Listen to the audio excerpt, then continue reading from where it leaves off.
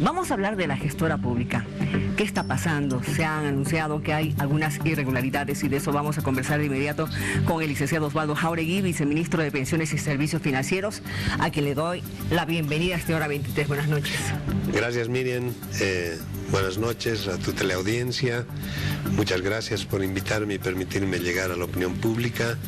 Sé efectivamente de que este es un tema muy delicado, es un tema que ha estado dándole vueltas a la opinión pública, a tus colegas, a los periodistas, a los pensionados, a los trabajadores activos y a todas las autoridades de este y del anterior gobierno, pero fundamentalmente de este gobierno, porque hemos encontrado un proyecto manejado a nivel todavía del manejo de unas hipótesis. O sea que nada concreto aún, porque ya son 9 años. Nada concreto. Desde que se aprobó la ley 065, y hace 9 años atrás, nos han estado postergando la decisión de transferir la administración de los fondos de pensiones, más todos los servicios que las administradoras de fondos de pensiones le dan a los trabajadores, a los contribuyentes, al sistema único de pensiones. Y el modelo, cuando se diseñó el modelo en la ley, estipulaba de que era muy parecido a lo que decía la anterior ley, la 1742. Este modelo lo que pretendía era administrar de la misma manera que si fuera una AFP, lo administraría la gestora. Para ello se hicieron toda una estrategia, se modeló, se hizo un modelo, vamos a decir a mano alzada, de lo que debería ser. Y para ello han estado trabajando los últimos 5 años en este propósito y han tenido demasiadas dificultades en poder concretar este proyecto. ¿Cómo cuáles? Porque yo recuerdo hace algún tiempo el exministro Arce Catacora había dicho no puede todavía trabajar la gestora pública porque no ha cumplido con determinadas funciones. No sé si se recuerda a la opinión pública y tú te vas a recordar, alguna vez nos dijeron, las autoridades de ese momento, nos dijeron de que ya habían transferido parte de las bases de datos, que faltaba algo en las bases de datos, que las bases de datos habían sido transferidas, lo cual podemos constatar en este momento de que esas bases de datos nunca fueron transferidas porque no contábamos con el software que pudiera hacer funcionar estas bases de datos en las máquinas que la gestora había adquirido por 3 y algo más millones de dólares y que las tenemos guardadas como tener un auto de lujo en un parqueo. Y lamentablemente no podemos hacer funcionar el auto porque no tenemos el motor. El motor es el software, es el sistema, las plataformas del sistema que deberían hacer funcionar estas máquinas para que este motor se alimente con toda la información que cuentan las bases de datos que manejan las 2 administradoras de fondos de pensiones que están operando desde el año 97. Como tú sabes, los fondos de pensiones hoy tienen en sus registros, efectivamente en títulos valores, algo más de 13.000 millones de dólares, tienen cerca de 1 millón de afiliados y toda esta información debe entrar en este sistema del cual se ha estado buscando en los últimos 4 años darle una solución. La solución podría haberse encontrado muy fácilmente si el diseño original de la gestora hubiera sido acertado. Lamentablemente, en la modelación han habido algunos problemas. Yo me recuerdo que el año 97, por ejemplo, las administradoras, entre la firma del contrato y la fecha de inicio, no pasaron más de 40 días y 40 noches, como les decía a tus colegas esta mañana, y funcionó el sistema. Sí. Había el hardware, había el software, había los sistemas de contabilidad, los sistemas de recaudaciones, teníamos la base de datos que, a pesar de que esa base de datos no era una base de datos del todo terminada que nos había pasado el viejo sistema, pero funcionó. En muy corto tiempo hicimos funcionar.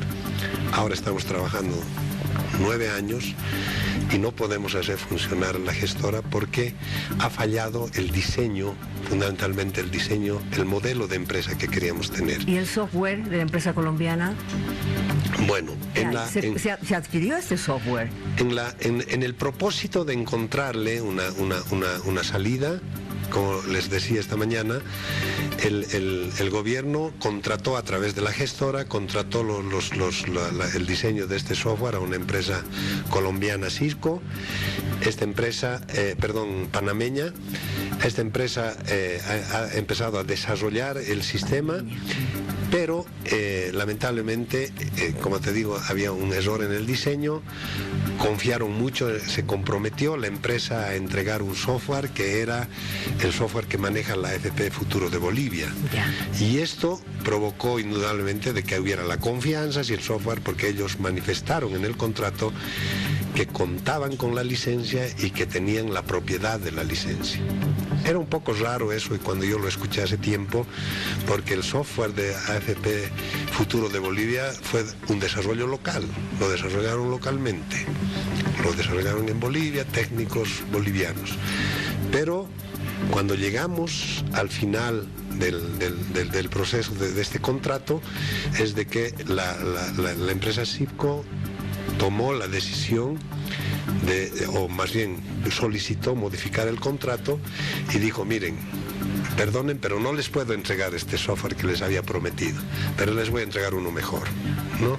Tan igual y otro mejor. Entonces compraron un software para acomodarlo del Perú, lo trajeron, querían hacer el remiendo, y en ese trance fue cuando se anunció que ya habían unas transferencias de las bases de datos y todo esto, pero al final nos atoramos, o se atoró la gestora, y tuvieron que iniciar un proceso de conciliación que hoy se encuentra en el proceso de arbitraje, en la etapa de conciliación, ¿no? Este contrato está suspendido, este contrato no va más, y costó 5 y algo más millones de dólares, de los cuales se desembolsó 3 y algo millones de dólares, y hoy este proceso de arbitraje le va a permitir si tenemos los suficientes recursos como para seguir el proceso. Como te digo, hubieron muchos problemas en las modificaciones que en el camino se hicieron al contrato. Hoy el Estado boliviano está obligado a resarcirse los daños causados por este contrato y recuperar los 3 millones de dólares, ¿no? ¿Y ahora qué va a pasar? ¿Va a haber, no va a haber gestora, o se va a cancelar el proyecto? Como el contrato anterior quedó en este proceso de arbitraje, se les ocurrió hacer una nueva licitación para una nueva empresa para que nos ofrezca un software. Y el 23 de octubre, 3 días después de las elecciones, el país en movimiento, se declaraba la huelga general, comenzando el problema que es de conocimiento público. En ese momento, cuando el país estaba pasando por una situación muy muy compleja en el ámbito político, se firma el contrato con la empresa Heyson de Colombia por 10.8 millones de dólares para la provisión de un software. El contrato, en la carátula y en los objetos del contrato, dice adquisición, pero posteriormente en las cosas que nos iban a entregar solamente eran derechos, que no era una adquisición del software, sino solamente estábamos alquilando los derechos de uso del software. Por un monto el doble del primer contrato, o sea que tenemos un primer contrato por 5 que no llegó a nada, que no aportó en nada a la gestora, un segundo contrato que por suerte no se llegó a hacer el desembolso de un solo peso, porque vinieron los problemas y llegamos a tiempo, y el ministro Parada suspendió el contrato haciendo uso del recurso de la prolongación de la ampliación de los plazos en 2 oportunidades. Hoy tenemos un plazo fatal de que tenemos que resolver el 27 de diciembre este plazo para dar una respuesta al país. El ministro Parada ha ordenado al Departamento de Auditoría del Ministerio de Economía y Finanzas Públicas de que se haga una auditoría del proceso, no una auditoría de la gestora. De la gestora misma. Sino es una auditoría del proceso de contratación de este segundo contrato. Ya. ya tenemos el informe de la auditoría, a la que ha encontrado, ha desarrollado unas pesquisas de algunas dificultades, como las que te acabo de comentar, que el contrato dice en una parte que es una compra de un bien, y por otra parte nos dan solamente el uso del servicio. Hay unas cosas bien complicadas que hay que resolver precisamente desde el punto de vista o del arbitraje o desde el punto de vista legal, como la entrega de los códigos fuentes del software. Qué complicado. Entonces, pero... Y en medio de esto, licenciado, yo creo que van a tener que tomar también la decisión si va o no va la gestora. Porque en honor a la verdad, la población está preocupada. Desde el momento que anunciaron la creación de la gestora pública, la población se ha preocupado. La hipótesis que se manejaba originalmente cuando se diseñó este sistema es de que todos los problemas que tiene el sistema de pensiones actual, administrado por dos administradoras de fondos de pensiones, que son empresas privadas, que pertenecen a grupos financieros internacionales como el Banco Bilbao Vizcaya y el Grupo Zurich, se creía que pasando íbamos a solucionar los problemas del sistema, pasando del sector privado al sector público, nacionalizando las pensiones, pero no nos dimos cuenta que esta traslación requería de un gran espíritu creativo y de decisión de hacerlo. Yo creo que no hubo nunca la decisión de cumplir este mandato de la ley. Por tanto, hoy estamos trabados, como en el primer día, tratando de resolver. El gobierno, lamentablemente, de la presidenta Yanine Áñez, es muy corto, en los 4 meses. Nuestro máximo anhelo es evitarle al Estado cualquier perjuicio por estos contratos.